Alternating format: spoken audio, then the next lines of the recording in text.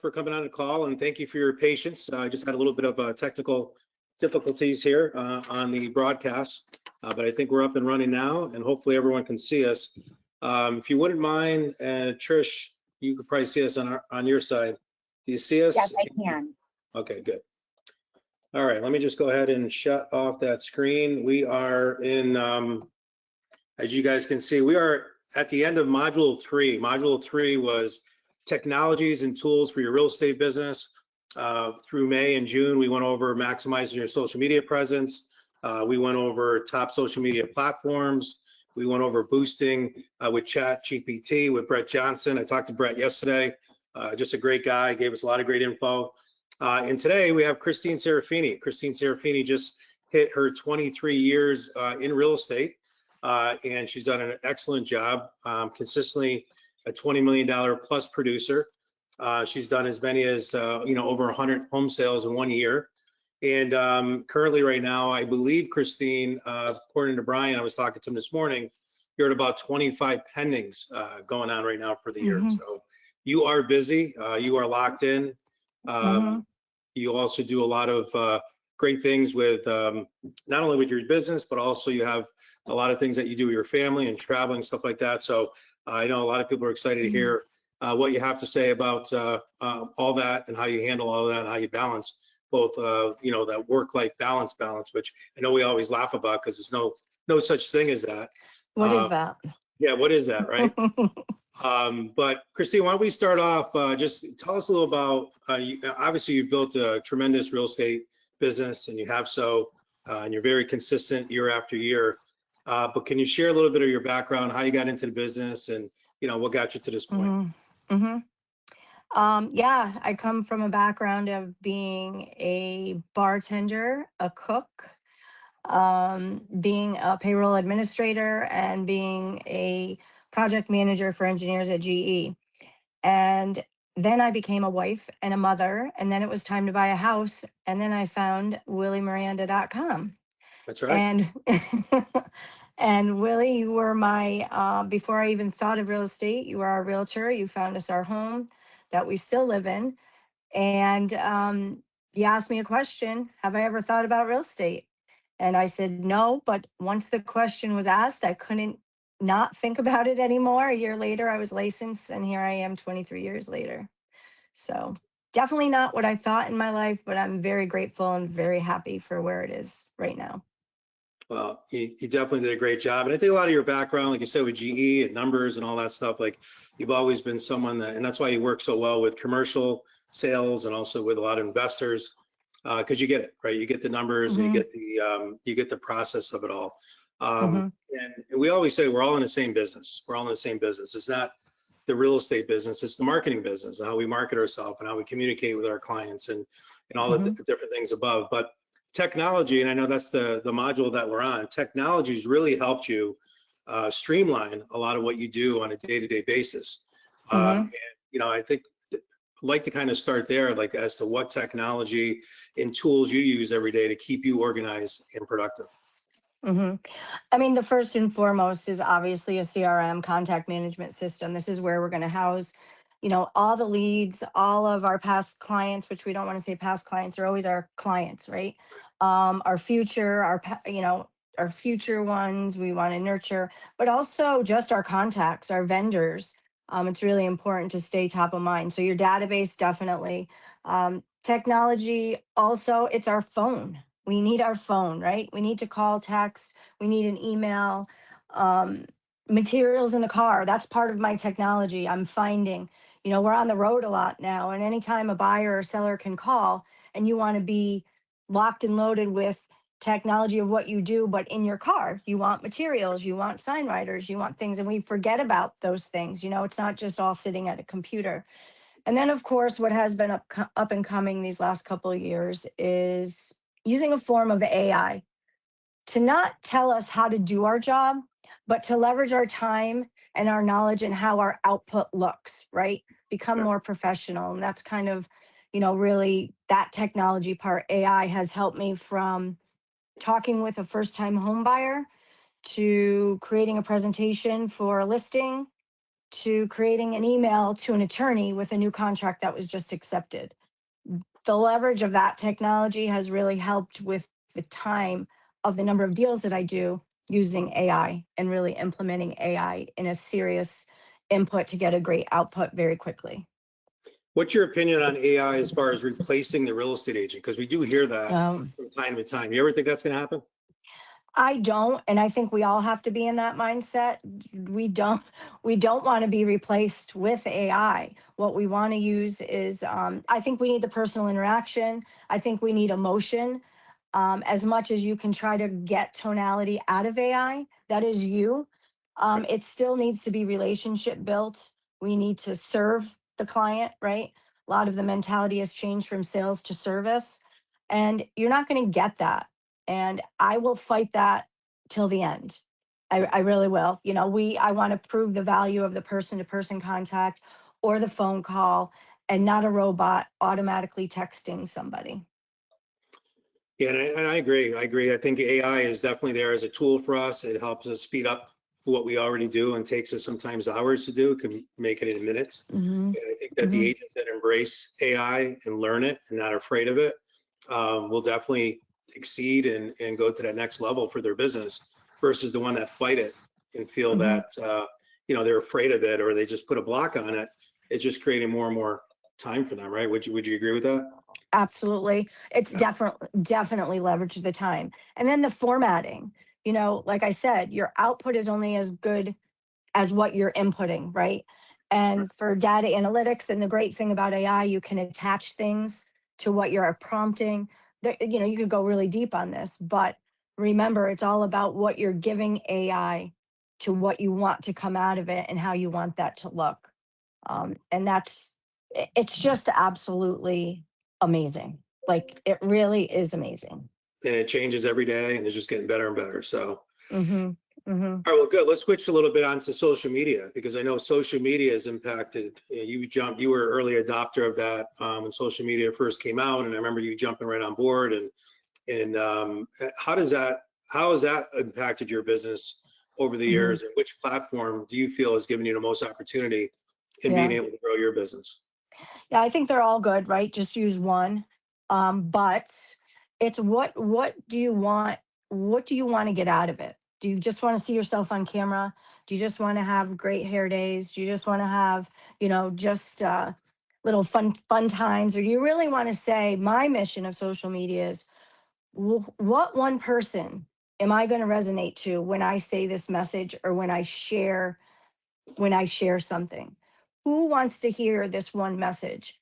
And don't think about talking to millions and millions of people and also not getting any likes or not getting any views. Believe me, with the algorithms and the immense intensity of social media. I mean, I still have things, I've been a little out of it in the last couple, maybe a week and a half, just because of being away. But I still am getting engagement from things that I've sent 2, 3 weeks ago that I've posted. And I'm like, wow, people still see that. That's how far it goes. So the posting, just don't think of automatic replies. I will say Instagram's great because you can feed into your Facebook business page. I think all realtors should have a Facebook business page, but I've been a really firm believer and advocate of my personal page sharing my business because my business is personal to me. And I've just always felt that. And I see things resonate deeper with people on my personal than my business page. But, Instagram feeds to Facebook and then my personal Facebook posts. Facebook also, the one intensity that I've found that gets to more people is when you take your post and you engage it with different groups that you're members of. Right. So whether it's a real estate group, whether it's a garage sale group, whether, any groups that you're part of, you want not only your personal Facebook to be seen, but where do you want it to resonate to? What group are you in that you really want to share this message? And that's really changed something for me this year in doing that. And, 3 of my 25 pending, 3 of them are Facebook messages. I saw your post. Can you help me? Yeah. And it does work. And when you get that one, don't stop.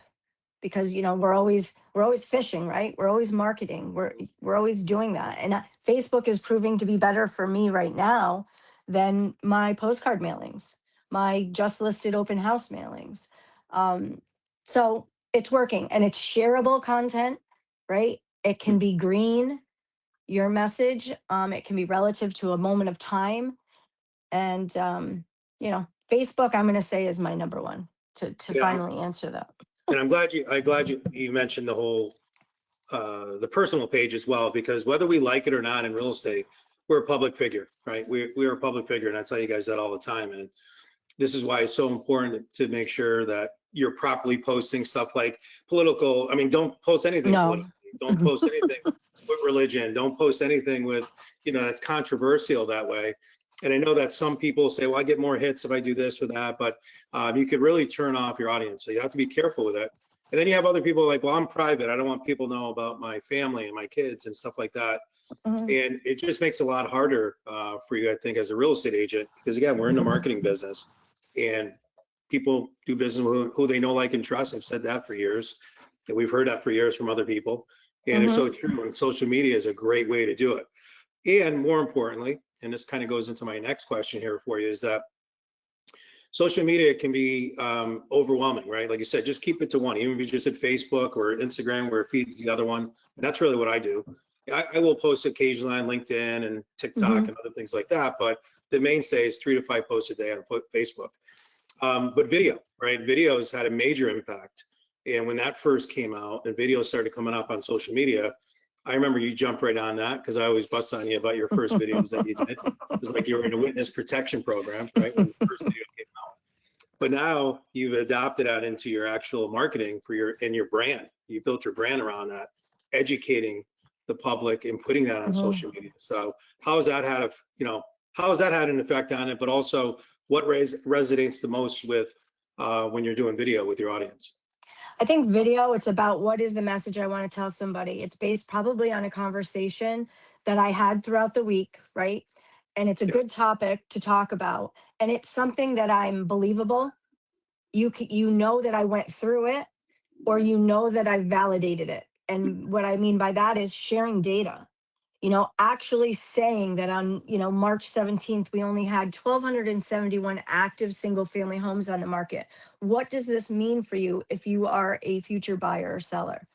Really honing in on that message of an avatar or a specific person that is your friend on Facebook that needs to hear you. And if you really direct your message to one or a specific avatar, you're going to be that much more believable, and you're going to be that much more credible in sharing that information, right? You just don't want to be out there, I don't know. I'm not saying that not everyone is believable, and everyone has their own circle that's attracted to them for a reason or not a reason. For me, it's just, I believe in the numbers. The numbers tell a story. And when I go through something with a client or with a new prospect, I'm like, that's somebody that there's more people that need to hear that same message. So you can do that in video, and you can also do that in other ways, and maybe we'll talk about that. But email is a huge broadcast too. But when, during the time of 2020, I'm not even going to say the word anymore, 2020, 2021, it became very relevant that we went from sales to service. And we also had to be a little bit more emotional with the transaction, and a little bit more protective of our client and how we were going to engage. But I remember putting a Post-it note on my board saying, someone today needs my A game.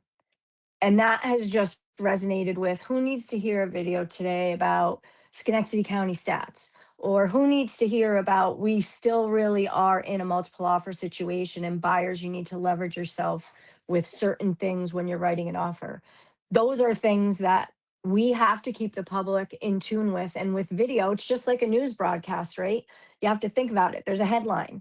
And what's the headline from Christine Serafini, full-time realtor? What's the headline for the buyers and sellers today, or maybe just a buyer or a seller that I want to share? And video can be very relatable, believable, as long as you believe your data. you're positive, and sometimes it doesn't care what you look like. It's the message that's going to resonate through Facebook. Clearly with my first video in YouTube channel. Yeah. It doesn't have to be perfect, right? It doesn't have to be phony. It has to be No. authentic, right? How important is that, being authentic? Mm-hmm. Absolutely. And the other thing that really resonated when I was really consistent with those videos, especially since 2020, I'm having some kind of tagline, ending it. With my videos, I would say, and always remember, Serafini sells homes. Mhm. That had resonated so much. Um, it's just, it just stuck. It just stuck, right? So that when hashtags, I think they're still relevant, but not as relevant anymore. Hashtag Serafini sells homes, hashtag Schenectady County, tag your videos. So when they search in the search bar, they can find everything that you've done. So being purposeful with your video, not just being on stage. Be purposeful with your message. I think that's really, really important. Yeah, that's so true. Yeah, I would hear people actually out and about when we were out. That'd be actually your name, Serafini Saw Homes, right? They yell out to you. So the brand Yep. is working when people start calling you that. Yeah. Yep. All right, you get a ton of business, repeat and referral business. You built a great book of business, and I always say that your asset in your business is your database. What systems or technology are you using to stay in contact and to Mm-hmm. communicate and to keep getting those, staying in front of that repeat and referral business client? We say client, not past clients, but like you said, there are your clients and you do get a lot Mm-hmm. of business from them. What are Mm-hmm. you using for that? Follow Up Boss. I've had in the past, I've used Market Leader. What happened with that? I grew out of that. I wanted more from something to do more. So I've had Follow Up Boss probably for the last 4 or 5 years. I actually have two Follow Up Bosses right now, but the one I have, 7,700 people. um, Anyone, vendors, attorneys, home inspectors, all of them, all my leads feed into Follow Up Boss from any, one source, Zillow, realtor.com, fast expert, you know, all of those, homes.com. It all feeds into Follow Up Boss. And through Follow Up Boss, not perfect, never going to be perfect at it. There's a lot of moving squirrels when you get a lead and then something's lost. But campaigns, talking to groups of people, that's really important. Since 2020, I think right now I'm up to 176 two-family or more homes that I've sold. And it became a really great pillar of mine to work with investors. I really learned in Schenectady County, about a lot of municipalities and about a lot of rules and, things like that. So I have an investor pool that I talk to that's 142 people, and they're vetted investors, whether I've done 70 transactions with one or I've sold one two-family for one, they're listed as an investor. So that's specific conversation that you can have in my database, whether it's an email, whether it's a text, or whether it's a direct call from my CRM that documents it and um, always gives a track record, right? You just Mhm. want that track. You want that track record. When was the last time you touched them? And through that, you can set campaigns, you can set action plans, you can make templates. There's probably 10% of Follow Up Boss that I use, but it is very, very gritty. It's very good. It's sticky, and it's the only way, right? I know a lot of agents still use Excel spreadsheet and just have a list. Mhm. And that's how I started, then Market Leader. But as you grow and what you want out of it, you're not getting, you've got to look to the next step and say, okay, I really want to automate some emails, or I want to automate text messaging. When your CRM doesn't do that and you want to do that, it's time to go to the next. Yeah, that's great advice. And like they always say, the best database is the one that you're going to use every day, Hmm. right? Hmm. Whether it's an Excel sheet or it's FUB or it's Commissions Inc. or whatever it may be, they're all good. You just got to use it. Hmm. Yeah, and I like what you said about the message to market match, right? Like if you're sending this investor email as a random to all 7,000 people in your database, you're going to get a lot of unsubscribes. A lot of people get turned Hmm. off and not open it. Hmm. But the fact Hmm. that you're honing in Hmm. and matching that message to that audience, that's why you get a lot of open rate, a lot of responses, and and it's valuable to that group. So, and then you have other groups that you put buyers, right? And you have Oh seller yeah, matches. buyers by school district. I Mhm. can tag, if I've got 13 buyers in Schenectady School District and I see a new listing come up, even though I have MLS going, I'm like, oh, I've got those in follow-up, boss, Schenectady School District. I know they're looking for 4-bedroom. Here's the 13 people. I'm going to send out an email. They're going to all open it. Your open rate's going to be 100% on that because they're all looking for the same thing. Investors are all looking for the next deal, off-market properties. They want to know what the average sales price is. You got to, it's feeding that need of that avatar. Every avatar has a specific need. And the more you can drill into your database, those avatars, you're going to be a spotlight on those. See, this is why it's so important for everyone on this call to understand that you have to leverage technology to grow your business and to scale it to this level that Christine's built it to. And it's by segmenting those audiences and tagging them properly versus just winging it and throwing it out there. So obviously it's proved to be a lot more effective. Christine, you follow people all the time, agents all the time. You're in mastermind groups. Not only here locally do you follow agents, but you also follow agents throughout the country. And what one technology failure or blunder or mistake that you see a lot of these agents do that's probably costing them money in their business? Anything come to mind? I want to say with social media, Yeah. and I learn more. Just listed, just sold is great. I love it, but give value through a message. Give a message. Give one nugget. Think of one nugget. And I'm not saying everyone's are doing it wrong by any means, but I see that nationally when I'm resonating with some really broker owners and team leaders, which I'm not. I'm an independent agent. I can't break through that barrier for whatever reason. That's just me. But what I see as a commonality is the ones that are getting through the barrier.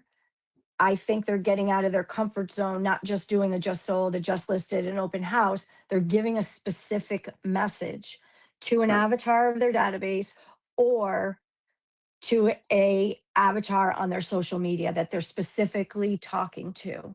I think when you think specific, you hit something a lot more than when you just broadcast this, you know, large message, which if you're doing it, keep doing it, don't stop. But if you get a little bit more granular and defined, those people are going to resonate right to you. If you like, I'm looking at you speaking to you. That's how I want to talk in the video. Like I really want to tell somebody that needs to hear from me one thing today. Yeah, that makes sense. And there is a lot, I mean, and that kind of goes into, working with new agents, right? We see a lot of new agents coming into the business, and that hasn't changed in 25 years that I've been doing. There's always going to be new agents coming in, and there's going to be agents that are going to be leaving the business as well. But nowadays, I think there's so many things, even AI, like it's, you have Claude and you have Perplexity and you have ChatGPT. There's probably 10 other ones that I know there's at least 10 other ones or more that you hear out there as well. But for newer agents coming in, if you had to pick like 2 or 3 things that if they can adopt as far as technology tools to help them grow their business, I know database is probably one of them that you're going to say. But what would you recommend to say a newer agent coming in? What are 2 or 3 technology items they should be looking at? I definitely think, Canva helps. Canva helps make you a digital business card so you can download it to your phone. I know there's all these other apps and stuff. A digital business card for me, it's a picture saved in my phone under branding folder that I can just send somebody that's branded with me and my phone. Canva gives you a little edge. Honestly, your phone taking a picture of you somewhere and putting it on your social media, doing something of value to the client, right? Do something of value. Technology as a new agent, I'm really going to say your phone because those are all your contacts, and make sure those contacts you're getting into a system to reach out to and announce that you are a realtor and you're surrounded by people that have years of experience and you're looking forward to maybe being the asset that they need in their lives, right? The phone, a computer, database, AI. Let's go to AI, right? You can tell anything to AI and get something out of it. But I would say I would start with just an easy prompt. My name is Christine Serafini. I'm a licensed realtor, I'm a full-time licensed realtor. What are the top 3 things? I don't know, I'm going off the cuff here. What are top 3 things as a newly licensed agent that I should focus on to develop my database or to brand myself? Be very specific. And then look at that, bring it to your broker, bring it to your team leader and say, I have this. How can I fine tune this? And I know brokerages, they have the list of the checklist of what to do. I know we do. We're very, very refined with that, of what your new agent, what you need to do. But I honestly think you need to dive into a little bit of education, a little dialogue training, and be comfortable. That's the thing with the videos. That's the thing with the email messaging. Be comfortable with what you're saying. Don't feel scripted. You want people to believe you. Yeah, I'd say don't stop learning. Like new agents, just keep learning, keep reading, but stay in a lane of one thing. Don't try to do it all. I've done a lot of that in my career. A lot of squirrels, right? Yeah, I just had a conversation with an agent that's been in the business about 4 months now, 5 months, and struggling a little bit with getting her business up and going. But she's so focused on all these other things that are not really activities to help her grow her business, right? Avoiding the calls, avoiding the reach outs to people that she knows, doing the mailers. It's all learning all these other things, which is great. But if you don't execute, right, you're just getting ready to get ready to get ready. You're never gonna go. And I know. Still do that. I still do that. Took Florida course 3 times, never took the test. I got ready to get ready to get ready, and I never do it. I never did it. And I find myself, but that's not my lane. Stay in one lane and get something really good. Yeah, and complete it, get to the completion, and surround yourself with people that are winning too. A lot of times we take advice, right? Take advice from people that never sold a house before, and you take advice from people that don't run businesses. And we're a different breed as entrepreneurs. We're not a W-2 employee. Not that there's anything wrong with W-2 employees, but their risk tolerance is totally different than or most of them are, I should say, than coming into this, as a full-fledged, full-time real estate agent. All right. If you guys have any questions, go ahead and put them in the question box. I'll attempt to read them. I do have my glasses here today, so I will definitely read them. But Christine, looking ahead, and then we'll have some fun quick questions here that we got. Looking ahead, what technology trends do you believe will have the biggest impact on the real estate business over the next few years? I mean, what we've been talking about, AI. And I don't want to just make it about AI. It's about what platform of AI works best for you, right? I was all chat GPT, and then Perplexity, I found out. I will tell you, Claude is just working for me very, very well. And it's organized. And, I even have it organized by my listings and by my buyers. Just really at any time, it's becoming an electronic folder of my clients without their names. I do not use my clients' names. I use my names, but I use their addresses. I still don't know how far that's going to go, where that's all going to go, but I'm using what I can right now to leverage myself and my time right now. As far as other technology, I mean, our phones just keep getting better, right? Video and pictures and what we can do, these apps that come out where we can share information with people. I just stay relevant, obviously, rules and regs of being a realtor in your area. And then your technology, I think you just have to strengthen your database every day. Whatever you use it. I mean, your database, you have to use it. You can't use it. And I want to go back to, when I was ready to take the leap and really full time and say, what do I want to do to scale my business? Talking to other producers in your demographic or outside your demographic, surround yourself with what did they do or what works for them. I mean, the agent that I spoke with, it still was an Excel spreadsheet, but she was a top agent at their brokerage for teens of years, and that worked for her.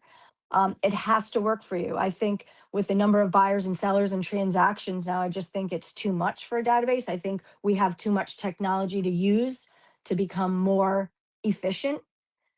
And I really go talk to somebody, call me. I love telling people, not telling people, sharing with people, what worked for me, what still doesn't work for me, and what old school things, work. So. Mhm. All right, good stuff. All right, I'm going to go ahead and again, if you guys have questions for Christine, now's the time to put them in the chat. Quick question. Some of these we probably already know, but favorite social media platform? Facebook. Facebook. One app you couldn't live without?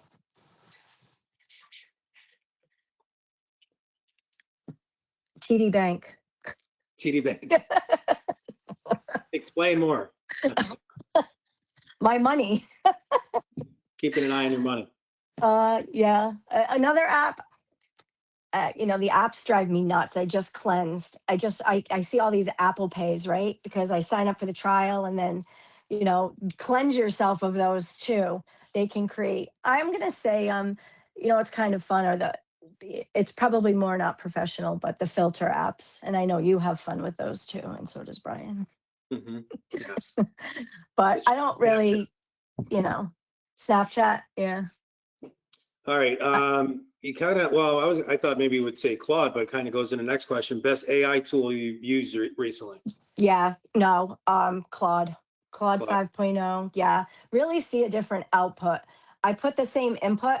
I did a little analysis. I put the same input, and the output I just loved better. And it was all data driven. I gave it information to give me a market snapshot of 30 days in Schenectady County. And I wanted to see how it aligned the single families versus the multifamilies.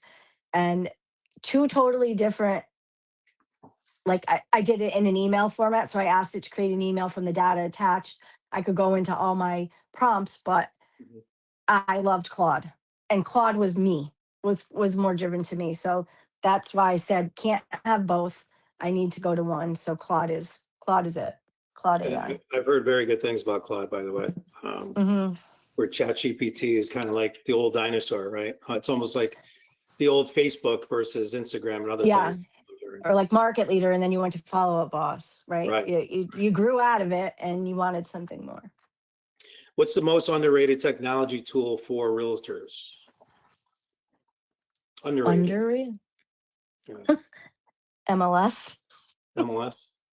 Because everyone relies on the data on the outside, right? It's the data on the inside is the real stuff. That's where you got to dive in, because everything's skewed on the outside. It's funny. I hear newly agents that are using Zillow. They look at the history and how the house changed in value. And I'm like, that's not validated at any given point. That is not validated by school district at any time. I'm not trying to hear bash Zillow either. We are realtors. We're National Association of Realtors. We're part of our MLS. I hope everybody is. Use that tool, because that's what's provided to us to get all of this data to provide to the consumer, right? We have to show our value outside of what they can find. We have to show our data. So I really think MLS, there's so much data there, and there's so many stories that you can get out of the MLS to tell. Yeah, I'm glad you brought that up, because it does drive me nuts sometimes when I talk to agents and they're going on a listing appointment and I just did a CMA and I'm like, where'd you get the number? It was all Zillow said this or the RPR said that. An RPR, but did you validate it with MLS? Right. Yeah. Right. We went back in. So I'm glad you brought that up. One piece of advice for agents looking to grow their business today in today's market. We are in a challenging market. I guess every market's challenging, right? But at the end of the day, we're in a pretty deep seller's market here in upstate New York. For some down in Florida, they're on this call right now, they're more in a buyer's market. But if you had to give one piece of advice for agents to grow their business today, I know there's no magic pill, but what would you have them focus on first? I mean, I'm always resetting my business, and I think of it as a new agent. I'm doing my 5-day resets all the time, and my 5-day resets always prove to me, wow, if I just kept doing that, right?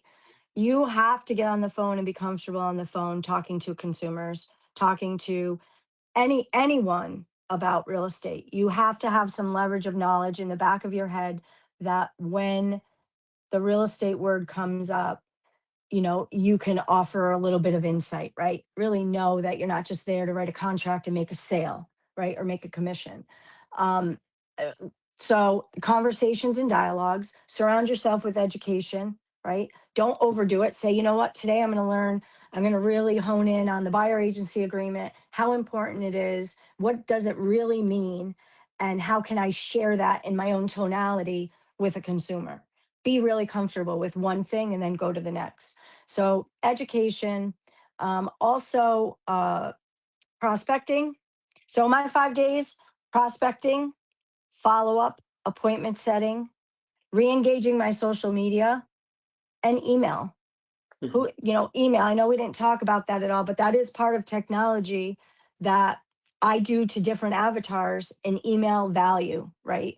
We talk about that. And my investors are very, very, very receptive to my emails that I provide data and, rental rental amounts in a certain demographic, or vacancy rates, or just helping them as a landlord. What do they have to do in a municipality? Just don't try to do it all. Right. Well, Don't. there is a question here as to, do you do weekly emails, and to who? Well, my investors are getting them always. Mhm. Do I do weekly emails? I do weekly emails, not weekly. I'm going to tell you, I'm probably bi-weekly on that. My last one was just a mid-May market update. My mid-June market update is coming, where I really want to give people, especially so say I have a pool of 120 leads. They haven't bought with me. They haven't really moved. I want to talk to them about what the current inventory is and what does that mean for you if you're thinking of buying in 2026. There's a weekly email. And then I want to talk to those 2025 seller inquiries that I had last year. What do I want to tell them about what happened from last year to this year? You know what? They gained more equity. It's not guaranteed for next year, but what from last year to this year, your wait actually made you money. So why not think about selling now? So those things. All right, good. And the last question on here. I suck at social media. How do you get the content, and how many times should you be posting on a daily basis? You're becoming the avatar of that, right? You're seeing success in posting 3 to 5 times. We went to a mastermind last year. We knew that worked. I know it works if I even do it 30 days consistently with the message and with group tagging. But why do you suck? Ask yourself, why do I suck? What could I work on to not suck? Am I not doing a video? Am I not posting something that somebody needs to hear? Maybe I'm just posting ghosting. um, think about, I hate to say that you suck at it. You probably don't. If you're using social media, you don't suck. It's just the message, right? Right. Who are you trying to attract? What one person? Think about that. What one person do you want to hear your message? Your social media will get better. What was the other part of that? How many times you post a day? And Oh, how do you you find know, content? How many times you post? oh gosh, you can find content with anything. I mean, you can take a contract and add it as a document.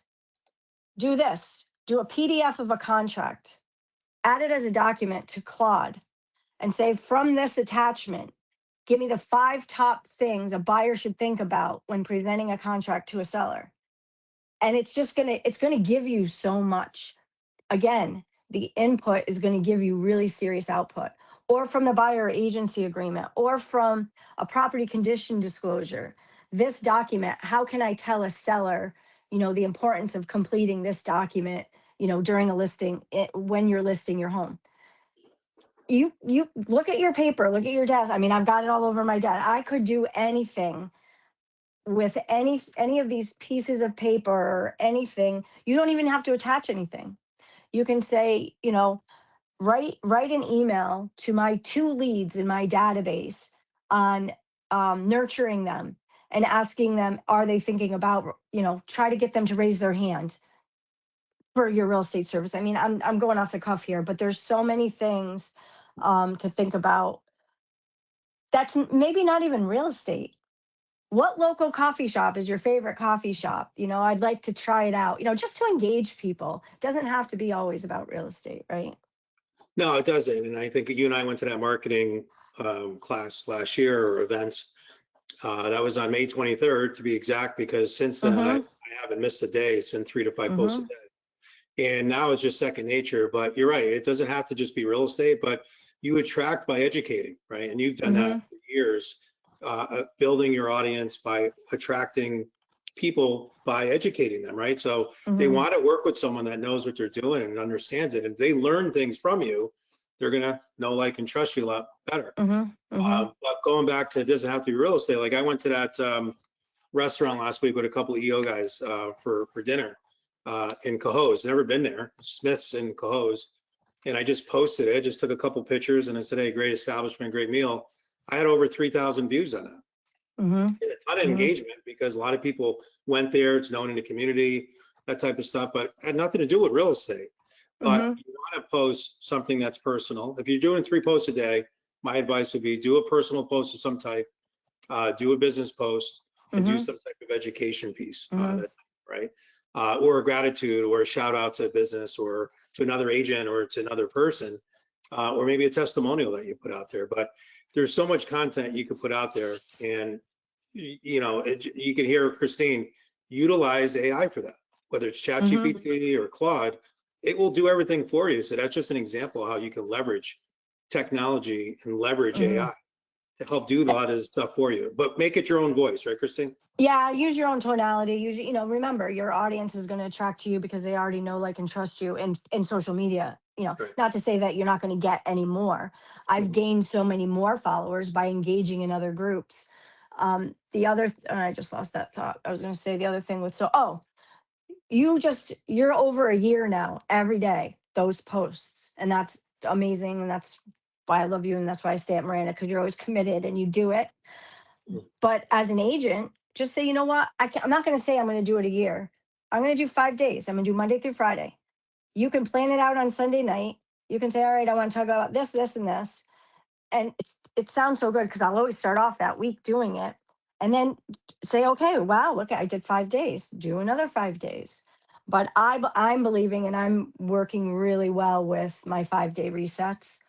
And it re-engages me. And then, then you have to think about, oh, now you're busy. Now you got to do another 5 days. You got to keep going. That's another conversation. But commit 5 days. Commit 5 days of, maybe you want to feed the need. And I love that, feeding the need. I got that from Johnny Lowy back in the day. Feed the need of a first-time home buyer. What are 5 things you want to say daily to a first-time home buyer? And then what are 5 things you want to share about yourself daily? Maybe it's some sport you like. Maybe you're out for a walk and you see the tree. You want to talk about the flower that bloomed. There's 2 topics right there for 5 days that you could set up on Sunday and say, okay, here's my 5 things, the 5 things I want to tell first-time home buyer, and have that. And go take a picture of a house. Put a picture of a house with one of them. Or maybe it's a 2-family. Thinking of investing in a 2-family. I know, I could talk about that. Maybe a new agent can't, but you know what I mean? Just find a picture of something to have it relatable to your message. And it's amazing to see the engagement that happens with that. Awesome. All right, well, great content. We're going to wrap things up here, Christine. I thank you for your time. I know you're extremely busy, and you always take the time to help and give back to the agents. If an agent wanted to reach out to you, maybe for a referral, or maybe have a cup of coffee with you when you're not that busy, which I don't know when that will be, but I would love it. I know you're always open to that and always looking to get back. So what's a good contact number for them to reach you? 518-514-8830. Call, text anytime. My email is serafinisaleshomes@gmail.com. All right, well, sounds good. All right, so thank you, everyone. And next module, we're going to be starting on the seller module, about how to get the importance of listings, how to get listings, how to close listings. And we got a lot of great content for you guys coming up over the next several weeks. So make sure you get that into your schedule. The next class is going to be on July 1st from 1 to 2 p.m.